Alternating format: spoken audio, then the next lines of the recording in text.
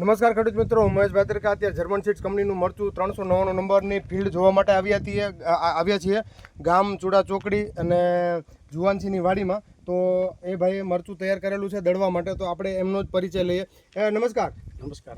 આપનો આખો પરિચય આપશો સેઠ? મારું નામ મસાણી જુવાનસિંહ તખુપા, ગામ ચોકડી, તાલુકો ચુડા, જિલ્લો સુરેન્દ્રનગર. ઓકે, અને આપણે જે કઈ કંપનીનું મરચું આવેલું છે અને આમની શું ખાસિયતો છે?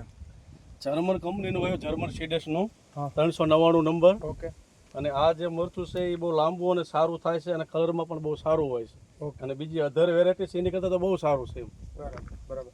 ઓકે, અને આજે તારીખ છે 15/4/2025, બરોબર ને? આજે જે ફિલ્ડ આપણે જોઈ રહ્યા છીએ, બરોબર, મરચું તો દળાવવા માટે ભાઈ કમ્પ્લીટ રાખેલું છે.